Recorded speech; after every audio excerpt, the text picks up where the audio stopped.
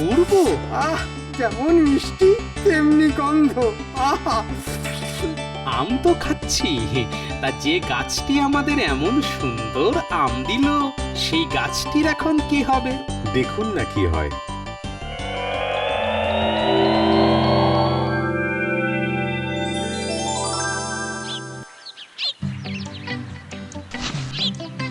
তাহলে বণিক, আমরা এখন চলি।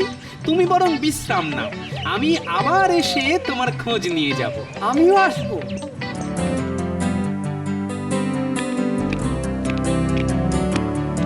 মহারাজ, ভিনদেশী এক বণিক আপনার সঙ্গে দেখা করতে এসেছেন।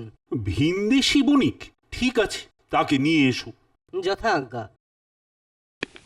বুঝলেন মহারাজ, ভিনদেশি বণিক যখন, তখন নিশ্চয় সাথে করে ভালো ভালো জিনিস নিয়ে এসেছে। মন্ত্রী, তোমার স্বভাব না কিছুতেই পাল্টালো না। সব সময় কেমন একটা ছোঁকছোকানি ভাব। আসলে মহারাজ, বিনা পয়সায় কিছু পাবার জন্যে আমাদের মন্ত্রী মশাই সব সময় কেমন যেন মুখিয়ে থাকেন। এই, তুমি থামাতো।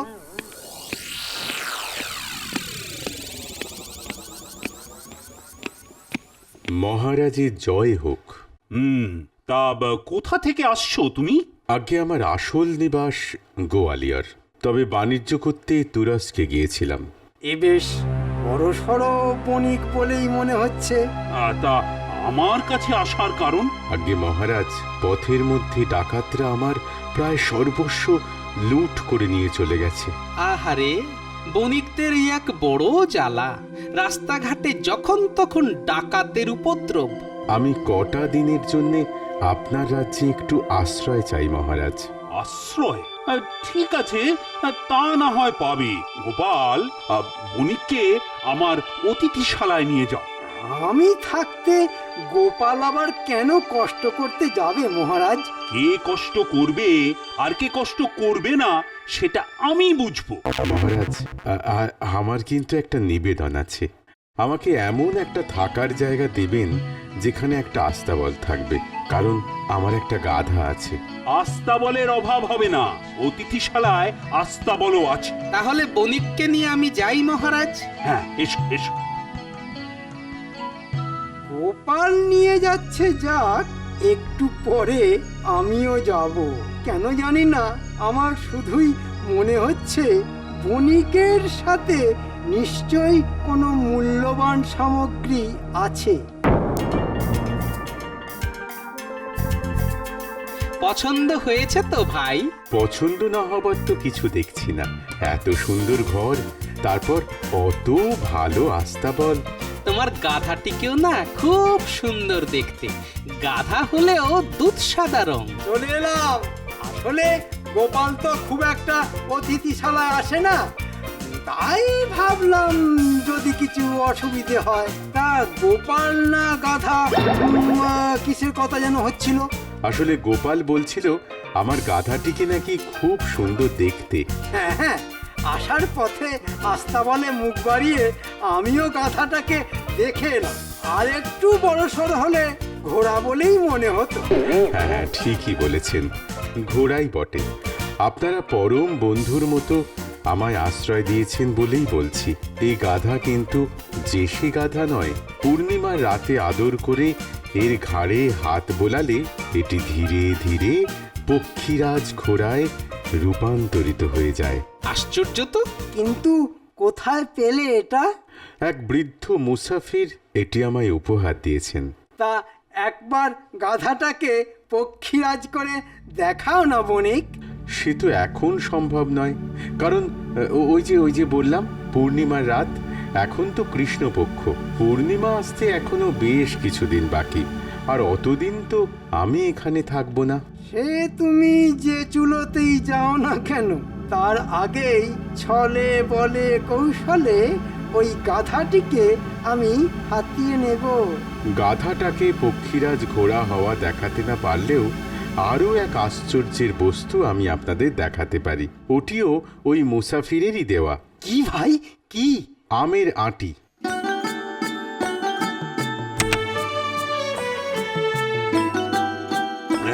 এই এই যে এই এই এই আঁটিটি মাটিতে পুঁতে দিলেই এর থেকে গাছ বেরোবে। দেখতে দেখতে সেই গাছে আমও ফলবে। আসুন আসুন আমার সঙ্গে।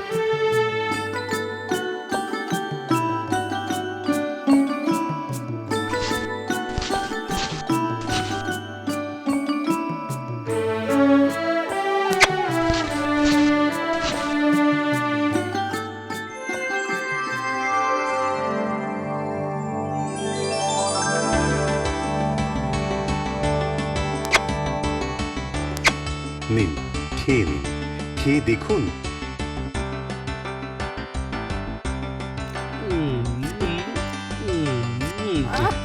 বাহ, অপূর্ব। আহ, যেমন মিষ্টি তেমনি গন্ধ। আহা, আম তো খাচ্ছি, তা যে গাছটি আমাদের এমন সুন্দর আম দিল সেই গাছটির এখন কি হবে? দেখুন না কি হয়।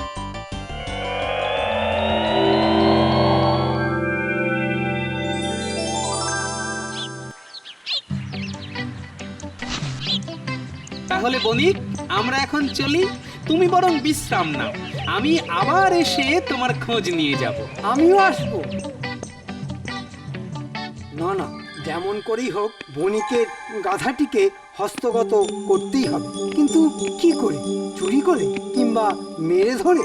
মেরে ধরে তো আর কেড়ে নেওয়া যাবে না। মহারাজ জানতে পারলে গর্দান চলে যাবে। কিন্তু কি করা যায়? কি করা যায়? বণিকের গাধার কথা শুনে আর আমের আঁটি দেখে মন্ত্রীমশাইয়ের চোখগুলো যা চকচক করছিল না, কি জানি বাবা, যা লোভীও, কে জানে কখন আবার কি করে বসে। হ্যাঁ, মাথায় এসে গেছে।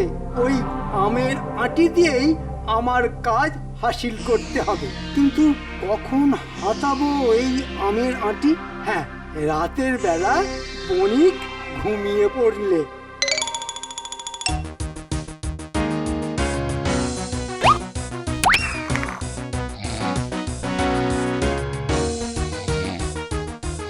যাক বাবা, মরার মতো ঘুমোচ্ছে। এবার তাহলে আমার কাজ শুরু করি।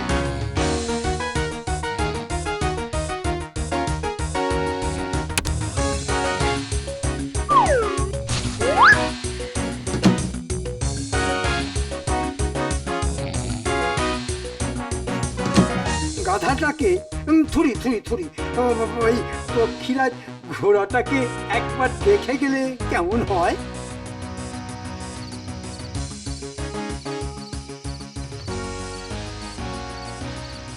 আর একটা দিন, এরপর তোর মালিক হব আমি। আর পূর্ণিমার রাতে তুই যখন পক্ষীরাজ হয়ে যাবি, তখন মহারাজকে খতম করে তার সর্বস্ব হাতিয়ে নিয়ে তোর পিঠে চড়ে আমি ভাগলবা হয়ে যাব। নে, ঘুমো ঘুমো বাবা, এখন ঘুমো। যাই, বাজার করতে যাবার পথে অতিথিশালা থেকে ঘুরে যেতে হবে। বণিক কেমন আছে, তার কোনো অসুবিধে হচ্ছে কিনা সেটা একবার জেনে আসি। কাল রাতে কম্ম হাসিল করেছি, আজ বণিককে কথার জালে ফাঁসিয়ে কাল ওর গাধাটাকে বাগিয়ে নেব। এই না হলে বুদ্ধি।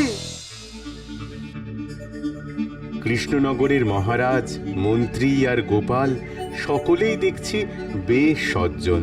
কি খাতির যত্ন করেই না আমায় রেখেছে। এই যে বণিক, তোমার খবর নিতে এলাম। তা রাতে খাওয়া দাওয়া ভালো হয়েছে তো?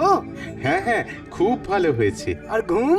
বলবো কি, অনেক দিন পর এমন ঘুম ঘুমিয়েছি যাকে বলে এক ঘুমে রাত কাবার।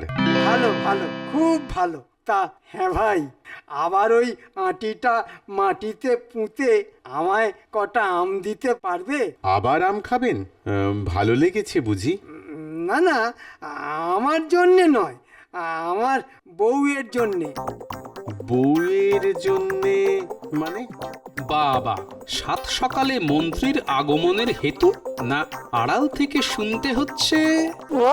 দেখো না, তোমার আশ্চর্য গাছের আমের কথা আমার বউ মানতেই চায় না। বলে কিনা এই অসময়ে গাছে আবার আম ফলে না, ওসব ভাঁওতা। তাই 2-4খানা আম নিয়ে গিয়ে তাকে দেখাবো। আজ এক্ষুনি আমি একবার বেরোবো। ঠিক আছে, আপনি কাল সকালে আসুন, গাছে আম ফলিয়ে আপনাকে দেব, কেমন? আর যদি না দিতে পারো? এই কথা বলছেন কেন? না মানে সব অলৌকিক ব্যাপার তো, কখন যে কি বিপত্তি হয়, তাই আর। কোনো বিপত্তি হবে না, আর যদিও বা হয় তাহলে তাহলে আমিই কথা দিচ্ছি, আমার যে জিনিসটায় আপনি প্রথম হাত দেবেন সেটি আপনার হয়ে যাবে। বাহ বাহ বাহ বাহ বাহ বাহ, কথার জালে ফাঁসিয়ে এই তো কেমন শর্ত আদায় করিয়ে নেওয়া গেল। এবার শুধু কাল অবধি অপেক্ষা। বলছো ঠিক আছে, তবে দেখো ভাই, ভদ্রলোকের যেন এক কথা হয়।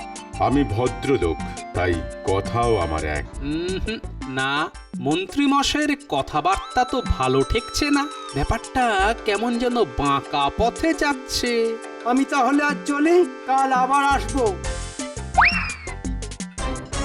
হঠাৎ বিপত্তির কথা কেন বলে গেল? একি একি, আমার আমার আমার আমের আটিটা কোথায় গেল? কে নিল? তাহলে কি? তুমি যা ভাবছো তাই। মানে? মানে আবার কি? মানে তো খুব সোজা। আমার অনুমান যদি মিথ্যে না হয়, তাহলে আমের আঁটিটি সরিয়েছে ওই পাজির ধাড়ি আমাদের ওই মন্ত্রী মশাই। সে কি? আমি তাহলে এখন কি করব? দেখো, হাতে নাতে যখন ধরা পড়েনি, তখন মন্ত্রীকে ধরার কোনো রাস্তাই নেই তোমার কাছে। তুমি বরং তোমার এই গাধাটাকে রক্ষা করার ব্যবস্থা করো। কিন্তু কি করে? মন্ত্রী তো আমাকে দিয়ে শর্ত করিয়ে নিয়ে গেছে। দরজার আড়াল থেকে আমি সব শুনেছি, তাই বলছি, কাল আম দিতে না পারলে ও তোমার গাধাটার ওপরেই নজর দেবে। হায় হায় হায় হায় হায়, কি কুক্ষণে আমি এখানে এসেছিলাম! হায় হায় হায়, মুসাফিরের দেওয়া আমের আঁটি গেল, এবার গাধাটাও যে চলে যাবে দেখছি। কিচ্ছু যাবে না, এখন আমি যা বলছি মন দিয়ে শোনো। কি মতলবটা মাথায় গেল? তাই তো, কি বুদ্ধি তোমার, সত্যি। এটাকে বুদ্ধি বলে না, এটাকে বলে শঠে ষাট্ঠং সমাচরেত। সোজা বাংলায় শয়তানের সঙ্গে শয়তানি।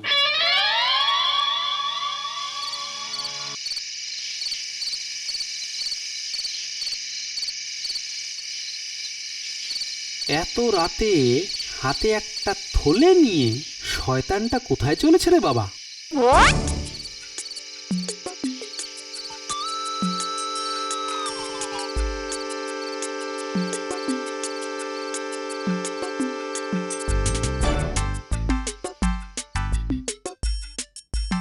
তাহলে কি কোষাগারে? হতে পারে। মহাপুরুষটির তো গুণের আর কোনো খামতি নেই। কাল রাতে বণিকের আমের আঁটি হাওয়া করে দিয়েছে, আজ হয়তো কোষাগারটাই হাপিস করে দেবে। যাকে যাক, ও যাক ওর কাজে, আর আমি যাই আমার কাজে। আজ রাত থেকেই কিছু কিছু করে টাকা সরিয়ে ফেলতে হবে। পূর্ণিমার আর 10 দিন বাকি। এই 10 দিনের মধ্যেই সব ফাঁক করে পক্ষীরাজে চড়ে কেটে পড়তে হবে। দেখি বেটা কৃষ্ণচন্দ্র তখন আমার কি করে।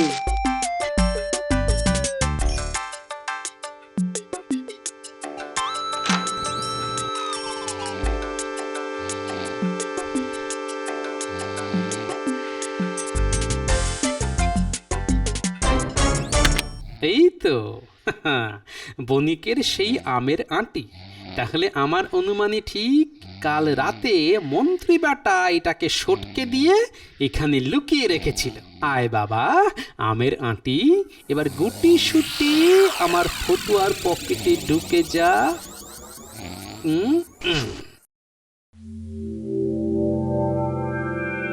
বণিক, আমি এসে গেছি। এবার আমায় ওই আশ্চর্য আম দাও দেখি। হ্যাঁ মানে মানে ও, বণিক তাহলে জেনে গেছে যে বাক্সে আমের আঁটি নেই, তাই এমন ইতস্তত ভাব। বাবা, যা মোক্ষম চাল চেলেছি না, কি হলো? আম দাও। দেখো, তবু হাঁ করে দাঁড়িয়ে আছে। দেখো বাপু, আমি মন্ত্রী মানুষ, তাই আমার হাতে কিন্তু বেশি সময় নেই। সত্যি কথা বলতে কি, আমি আমি আম ফলাতে পারবো না। আহারে, যা গেঁড়া কলে পড়েছে, দেখলে মায়া হয়। আমি জানতাম পারবে না, আগেই বলেছিলাম না। আসলে এই সব অলৌকিক জিনিস দিয়ে সব সময় সব কিছু করা যায় না। না মানে তা নয়, আসলে আমার আমের আঁটিটা না আমি খুঁজে পাচ্ছি না। সে কি, কোথায় গেল? বলতে পারবো না। তার মানে আম আমি পাবো না, তাই তো? কিন্তু তুমি তোমার কথা রাখবে তো? আমি ভদ্রলোক। নিন, কোনটা নিতে চান সেটা স্পর্শ করুন। তাহলে তো আস্তা বলে যেতে হয়।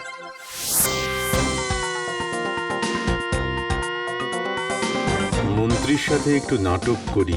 এ কি মন্ত্রী মশাই, আপনি আস্তাবলের সামনে এলেন কেন? কেন এলাম বুঝতে পারছো না? তোমার ওই গাধাটি যে আমার চাই। নাটক আর একটু জমিয়ে দিতে হবে। অনুগ্রহ করে ওটি নেবেন না মন্ত্রী মশাই। এখানে এসে আমার আমের আঁটি হারালো, ওই গাধাটাই আমার শেষ সম্বল। তাই দয়া করে ওটাতে হাত দেবেন না। সব নাকে কান্না ছাড়াতা। তুমি না বলেছিলে ভদ্রলোকের এক কথা? হ্যাঁ, এ কি, দরজাটা আবার দড়ি দিয়ে বাঁধলো কে?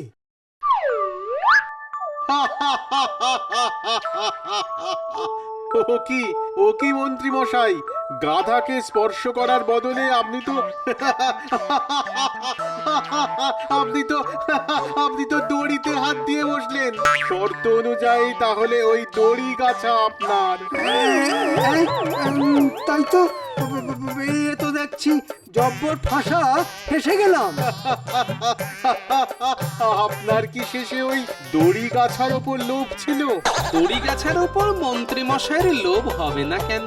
ওই যে কথায় আছে না, অতি চালাকের গলায় দড়ি।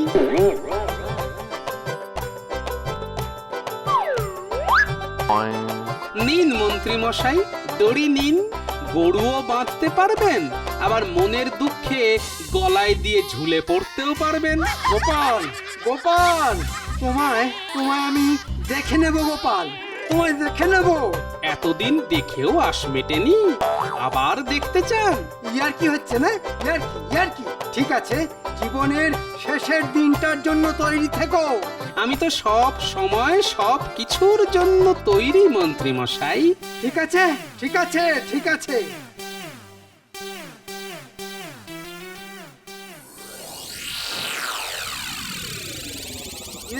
এনেছিস? এই ভেতরে আয়, ভেতরে আয়। বটা সব বলে দিয়েছে তো? আগে হ্যাঁ। পারবি তো? আরে মানুষ মারা তো আমাদের কাছে জল ভাত রে। হ্যাঁ, তাহলে যা, আজকে রাতের মধ্যেই কাজটা সেরে ফেল। যথাজ্ঞা। কাল থেকে কৃষ্ণনগরে গোপাল বলে কেউ আর থাকবে না।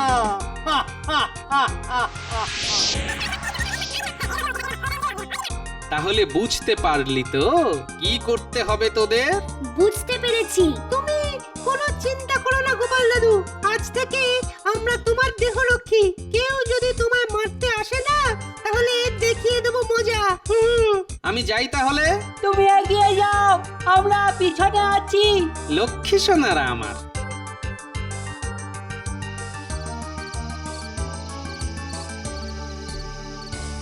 গোপাল এই পথ দিয়েই বাড়ি ফিরবে। আরে নাগালের মধ্যে এলেই মাথায় লাঠির বাড়ি মেরে ব্যাটার ভবলীলা সাঙ্গ করে দেবো।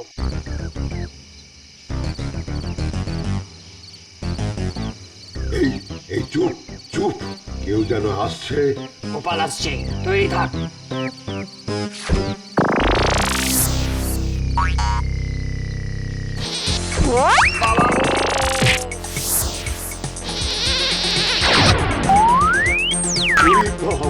চোখের মধ্যে বুঝি ফেটে গেল রে।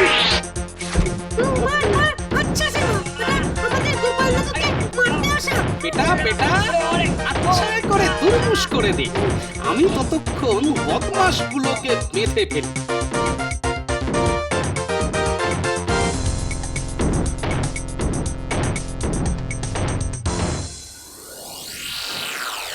কি ব্যাপার, এতটা বেলা হয়ে গেল, গোপাল এখনো এলো না কেন? সে আর কি করে আসবে?